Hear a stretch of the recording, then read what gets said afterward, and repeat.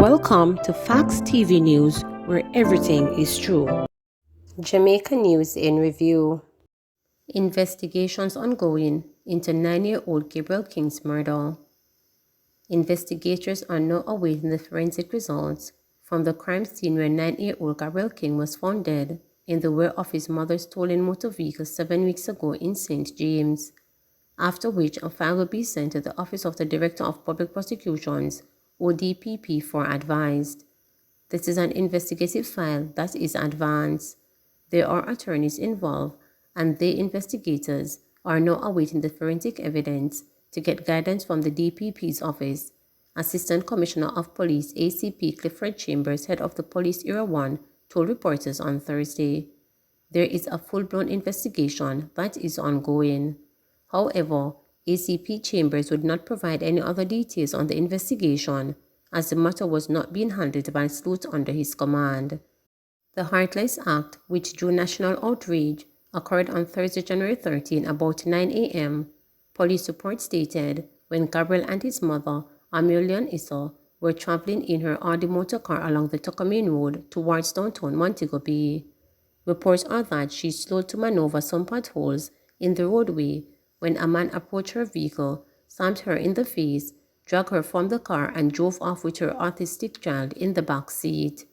The police were alerted, and the vehicle was later found abandoned off the Fairfield Main Road with the child's body lying on the back seat of the car, his throat slashed. But the police said they have been experiencing challenges during their probe, which, according to Deputy Commissioner of Police in charge of crime Fitzbailey, forced the cops to be doing some extraordinary things to get the support that they need. The criminal investigators have since collected statements from the stepfather of the deceased child, Mike Issa, the mother, Leonie Issa, business associates of the couple, as well as the family driver, gardener, and housekeeper. Gabriel's biological father, who resides overseas, was also interviewed. When contacted by a reporter, Mike declined to comment. Reporters understand that the young Gabriel's body was cremated on Friday, March 4. Vendor among 2 killed in Manchester attacks. The Manchester police have confirmed the killing of 2 men in separate incidents in the parish over the weekend. The victims have been identified as Orlando Cummins, 34, a higgler of Cross Keys in the parish, and a man known as O'Neill of the Greenvale address. According to reports, approximately 10 p.m. on Saturday, Cummins had just returned home from the Coronation Market in Kingston. The police say he was approached by 2 men who demanded money and ordered him into his house. Cummins tried to escape, but was chased by the gunmen, who fired several shots hitting him. He was taken to hospital, where he was pronounced dead. In the other incident, residents in Greenville reported hearing shots about 1 o'clock in the morning. The body of a male was later discovered at 7 a.m. with what appeared to be gunshot wounds. St. Anne woman dies in fiery motor vehicle crash. A 38-year-old St. Anne woman died in a fiery 3-vehicle collision near Pier 3 Bottom, Runaway Bay in the parish yesterday morning. The deceased has been identified as Anastasia Edwards of Hampton Heights, Runaway Bay. The police say the crash involved a tractor-trailer, Edwards Honda CRV, and a panel truck. The tractor-trailer and the Honda CRV were traveling towards Discovery Bay, while the panel truck was traveling in the opposite direction. It is reported that the panel truck veered into the path of the tractor-trailer, hitting its wheel. The driver of the panel truck then lost control of the vehicle and crashed into Edwards Honda CRV, which was traveling behind the trailer. Both vehicles then burst into flames. Edwards' charred remains were removed after the fire brigade extinguished the flames. 2 teens listed among 3 persons of interest in St. Andrew South. 2 teens are among 3 persons of interest listed by the St. Andrew South Police in relation to several crimes in the division. The St. Andrew South Police Criminal Investigations Branch wants them all to report to the Hunts Bay CIB before noon on Monday, March 14. They are Paul Davis, 17 years old, otherwise called Paulus, of Phillips Road and Alexander Road, Whitfield Town. Damani Davis, 19 years old, otherwise called Damage, of Alexander Road, Whitfield Town. Tamani Williams, 23, otherwise called Chucky Boy, of Glen Road and Forest Road, Whitfield Town. Detectives believe that these persons may be of assistance to ongoing investigations for various crimes committed in the division. Man dies after falling from bus run over on Highway 2000. Accident reconstruction experts were at the scene of a fatality on Highway 2000. The sideman on a bus heading to Old Harbor was killed after falling from the vehicle. Eyewitnesses say the rear wheel of the bus ran over him. Another bus which was traveling behind also ran over the man. The man was reportedly dancing and swinging on the door of the bus when the mishap happened. Female constable loses gun in bushes. A female constable may be facing disciplinary action after losing her service weapon along the Runaway Main Road in St. Anne recently. Reports are that the constable, who is assigned to the St. Anne's Bay Highway Patrol, lost her Glock service pistol with a magazine attached containing 17 9mm cartridges while on duty along the Runaway Main Road. It is reported that she went to relieve herself in nearby bushes and realized about 6 minutes later that the firearm was missing. A search was conducted in the area in an effort to retrieve the weapon, but this proved futile. The police are investigating. Alleged lottery scammer extradited to U.S. accused of defrauding U.S. $300,000.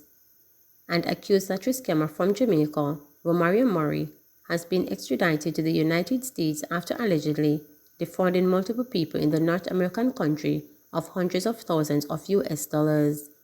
The United States Embassy made the announcement on social media Monday. The post included a photo of Murray handcuffed on the tarmac of the Norman Manor International Airport in Kingston. The embassy did not state the date that Murray was extradited. Murray was wanted by the United States Postal Inspection Service on a federal warrant consisting mail and wire fraud.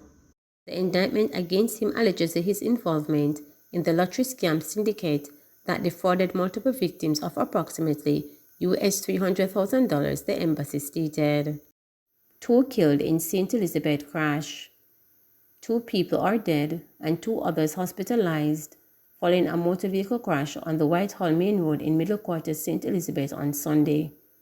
Police named one of the deceased as 20-year-old Rashawn Rose, a resident of Paradise District in Norwood, St. James. Police reports are that about 9:15 a.m., 4 people were traveling in a Nissan Windward motor car when the driver failed to negotiate a corner and lost control of the vehicle. The vehicle went off the road, crashed into a house and overturned. 4 people were taken to hospital, where Rose and a woman were pronounced dead, while 2 men were admitted for treatment. Doctors sue government over emergency duty allowance. The Association of Government Medical Consultants have taken the state to the Supreme Court, seeking to get orders to have the emergency duty allowance form part of its members' pensionable salary. Also known as the on-call allowance, it has been paid to the medical consultants for over 30 years. It is different in nature from the ordinary duty allowance. According to court documents, the allowance is paid to consultants in recognition in the inherent characteristics of their duty and responsibilities and as a mechanism for increasing their take-home salary or remuneration without creating any discrepancies between the salaries of various workers in the health sector. The consultants state that the allowance is paid irrespective of the place at which or number of hours they work.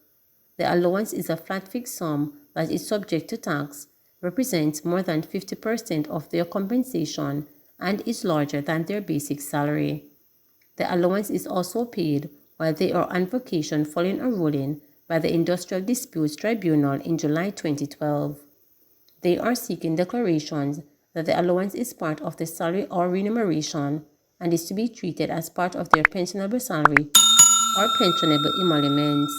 The defendants are the Southern Regional Health Authority, the Southeast Regional Health Authority, the Western Regional Health Authority, the Northeast Regional Health Authority, the University Hospital of the West Indies, and the Attorney General. Queen's Counsel Patrick Foster and Attorney-at-Law Ayanna Thomas are representing the claimant. The defendants have all been served.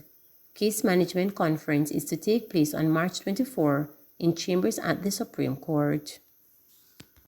No motive in Riverton City shooting, says police. Police say they are yet to establish a motive in Sunday's shooting of a man in Riverton City, St. Andrew. The injured man, who is 55-year-old pig farmer, was attacked at home in broad daylight. The St. Andrew South Police said they are asking anyone with information on the shooting to come forward.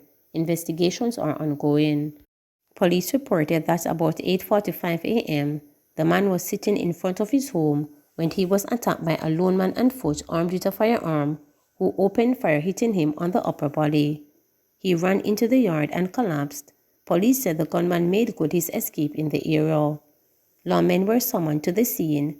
They assisted the injured man to the hospital, where he was admitted in serious but stable condition. The police said 6 pen shells were found at the scene. I was not pushed, says Montague. There had been calls for his resignation, but when Robert Bobby Montague announced it late Friday night, many were surprised. Even a WhatsApp message that he sent to those in his group were met by cynicism. Some even say that it was fake and his account had been hacked. But confirmation came later that Montague, Member of Parliament for St. Mary Western, and freshly appointed Minister without portfolio in the Office of the Prime Minister with responsibility for, among other things, the housing portfolio, was no longer a member of Prime Minister Andrew Holness's cabinet. When reporters contacted him on Saturday, Montague said that he would not say much on the matter on his leaving cabinet, as his lawyers had instructed him not to speak on the issue until certain matters have been dealt with.